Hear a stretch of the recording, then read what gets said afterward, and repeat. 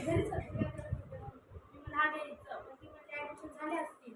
मग मी म्हणलं तू काय करतो, मला त्याच्यातच ॲडमिशनमध्ये हे घ्यायचं. मग आले, पण तिच्या ह्याच्यात माझं जरा फॉर्ममध्ये प्रॉब्लेम झाला, त्याच्यामुळं माझं त्यात ॲडमिशन नाही झालं. मग सर तिथं टीचर आणि सर होते ते म्हणले की तू आहेत ते बाकीचे राहिलेले त्याच्यात घे म्हणले. मग मी सेम टेक्नॉलॉजीमध्ये घेतले आणि माझा फर्स्ट डे होता तो सईसोबत होता.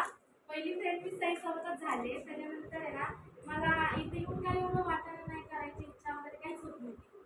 पण येत होते मध्ये. मग माझं इनकम्प्लीट राहिलं म्हणून मॅडमनी माझ्या काकाला आणि मम्मीला बोलवलं आणि मग त्यांच्यासमोर मॅडमनी सांगितलं का मी काय करत नाही वगैरे नाही वगैरे. म्हणून मला आहे ना माझ्या मम्मीला बोलल्यावर रडायला येत असतं. माझ्या मम्मीसमोर काय बोलल्या मी रडले आणि माझे काका येते तर मला म्हणत होते तुझ्या मॅडम समोर तुला ओरडून मॅडम समोर तुला मारून. मी म्हटलं हा हा म्हणून घेऊन गेले आणि त्यांनी मला ओरडल्यानंतर घरी बाहेर आलं जाऊ दे काही टेन्शन नको घेऊ काय होत नाही. आणि मग आल्यानंतर माझ्या फ्रेंड झाले ते साक्षी अमृता आणि तिला आणि बाकीचेच झाले तसे तर लाईफ माझ्या आईसारखंच आहे. आणि मनीषा ताईंचा भाग सगळ्यात जास्त मिस करून साक्षी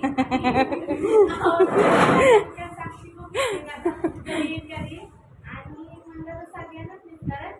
आणि प्रज्ञा तर एवढी हे नव्हती मला मागच लागत असते आमच्या. आणि ना कुठे दाखवत होते तिला मला पण चांगली आहे. आणि साक्षी सोबत तर माझं बॉन्डच वेगळं आहे. नुसतं भांडतो नुसतं बोलतो आणि साक्षी तर आम्ही रात्रभर चॅटिंग करत बसतो काय काय आणि मॅडम सोबत चांगलं तिला मॅडम सोबत एवढं बोलत नाही वगैरे. मला पण नाही भीती वाटते मॅडम सोबत बोलायचं. मी तर मॅडम सोबत पुस्तक बी वाचत नाही. आज या मॅडम सोबत चांगले बोलत होते त्याचे 3 पीठ